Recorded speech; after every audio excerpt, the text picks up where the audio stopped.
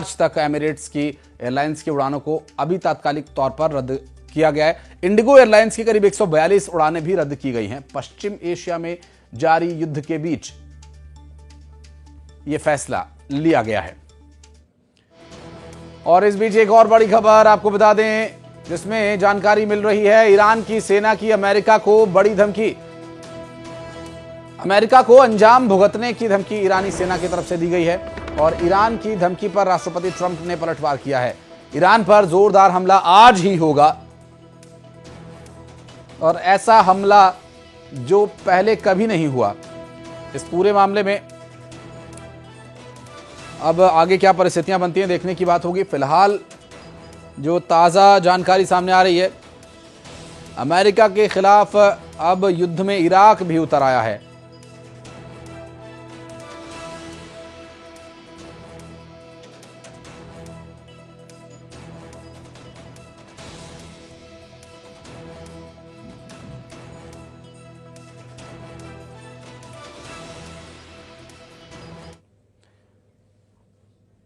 Iran पर जारी हमलों के बीच इजरायल की सेना ने एक दावा किया कि 24 घंटे में ईरान पर 1200 से ज्यादा बमों से हमला होगा और इजरायल ने ईरान पर 1200 से ज्यादा बम दागे। ईरान के खिलाफ ऑपरेशन जारी है, कहना है आईडीएफ का। आपको बता दें कि 24 घंटे में ईरान पर 1200 से ज्यादा बम से हमला। इजरायल ने ईरान पर 1200 से ज्यादा बम दागे हैं। ईरान के खिलाफ ऑपरेशन जारी है, कहना है वहां की सेना का। जबकि इस पूरी हमले की कार्रवाई में ईरान के खिलाफ मिडिल ईस्ट में जो एक तरह का महायुद्ध छिड़ा हुआ है, इस पर ये बड़ी जानकारी आप तक पहुंचा रहे हैं। तो ईरान ने इजरायल पर फिर बड़ा हमला किया और ईरान ने इजरायल की तरफ मिसाइलें दागी हैं। मिल रही जानकारी के अनुसार जो हमला अब तक ख़त्म हो सकता था, अब वो और भड़का है, क्योंकि जिस तरह अयतुल्लाह अली खामेनेई की मौत की बात सामने आई है, उसके बाद से परिस्थितियां और भी ज़्यादा ख़तरनाक बनती जा रही हैं। ईरान ने इजरायल की तरफ मिसाइलें दागी हैं। जबकि पश्चिमी एशिया में जारी युद्ध के चलते उड़ानों को फिलहाल रद्द किया गया। एमिरेट्स एयरलाइंस ने सभी उड़ानों को रद्द कर दिया। 2 मार्च तक एमिरेट्स की एयरलाइंस की उड़ानों को कैंसिल किया गया। कतर एयरवेज ने भी 2 मार्च तक उड़ानों को कैंसिल किया और इंडिगो एयरलाइंस ने 142 उड़ानों को रद्द कर दिया है।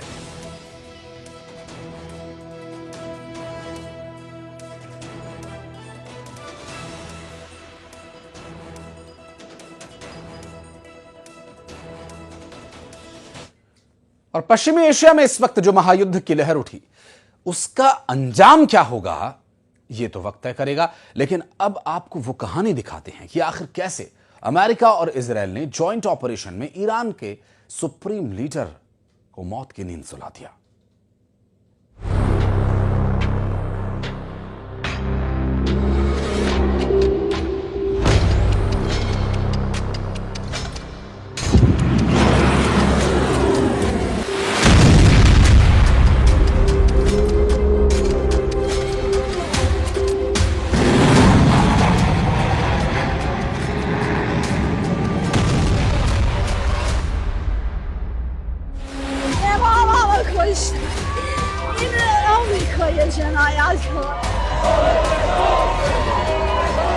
حضرت آیت الله العظما امام خامنه ای درود می‌فرستیم.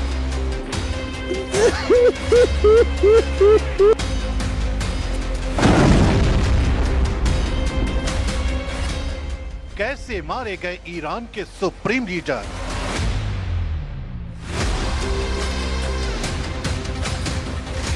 खामेनेई तक कैसे पहुंची इजराइल अमेरिकी सेना?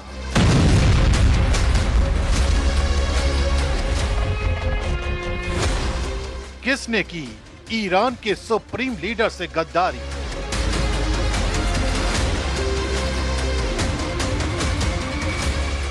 कैसे कामयाब हुआ इजराइल अमेरिका का प्लान?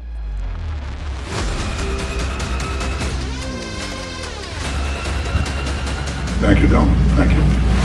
ईरान इस वक्त बदले की आग में धधक रहा है।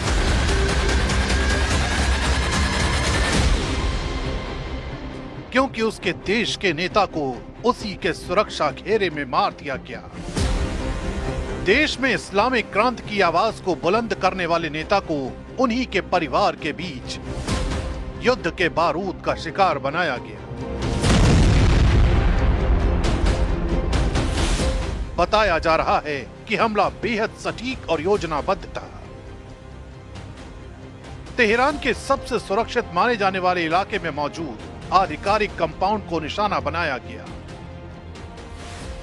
तड़के सुबह जब सुप्रीम लीडर शीर्ष सैन्य कमांडरों और सलाहकारों के साथ बैठक में थे, तभी आसमान से मौत बरसी।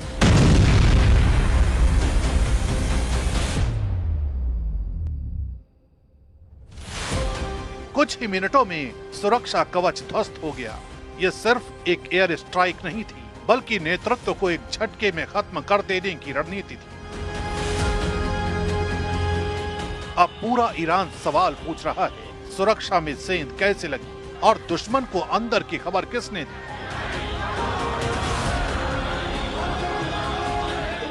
इस पूरी कहानी को समझने के लिए हमें बीते 48 घंटों की कहानी को समझना होगा। 28 फरवरी 2026 ईरान के लोकल टाइम के मुताबिक सुबह के 9:45 हो रहे थे। अमेरिका के ऑपरेशन एपिक फ्यूरी और इजराइल के ऑपरेशन रोरिंग लॉयन के तहत पहला जॉइंट अटैक ऑपरेशन शुरू किया गया। टॉमाहॉक मिसाइलें, ड्रोन और फाइटर जेट्स ने एक साथ तेहरान, इस्फहान, कोम, कराज और केरमान शाह में 500 से ज्यादा ठिकानों को निशाना बनाया।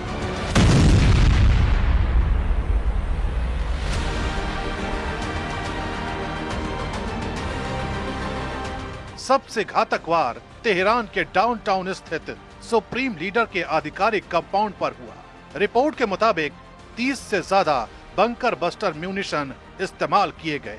उस वक्त खामेनेई अपने शीर्ष सलाहकारों अली शमखानी, मोहम्मद पाकपुर और दूसरे कमांडरों के साथ मीटिंग में थे। पहले हमले में ही कंपाउंड पूरी तरह तबाह हो गया और इसी हमले में ईरान के सुप्रीम लीडर मारे गए। यानी महायुद्ध के पहले घंटे में ईरान के सुप्रीम लीडर को मौत की नींद सुला दिया गया।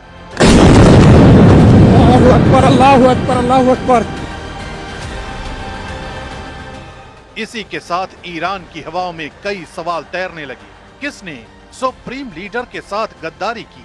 किसने उनकी सही लोकेशन का पता बताया? आखिर इतनी आसानी से खामेनेई को कैसे टारगेट किया गया? दावा किया जा रहा है कि ये सिर्फ आसमान से बरसा हमला नहीं था, बल्कि जमीनी स्तर पर महीनों से चल रहा एक गुप्त अभियान था। इंटेलिजेंस नेटवर्क ने सुप्रीम लीडर की मूवमेंट, मीटिंग शेड्यूल और सुरक्षा पैटर्न की बारीक जानकारी जुटाई। सैटेलाइट सर्विलांस, साइबर इंटरसेप्शन और अंदरूनी सूत्रों के जरिए लोकेशन को रियल टाइम में ट्रैक किया गया।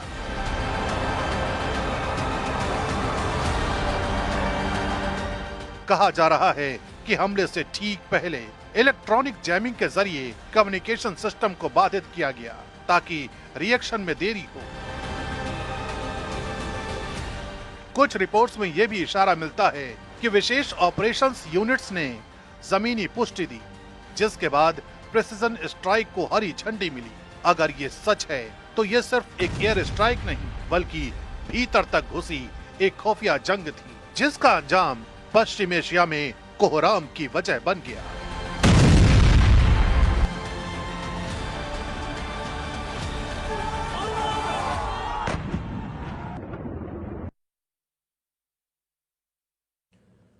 और अब बात क्रिकेट की। T20 क्रिकेट वर्ल्ड कप का आखिरी सुपर 8 का मैच। ये सुपर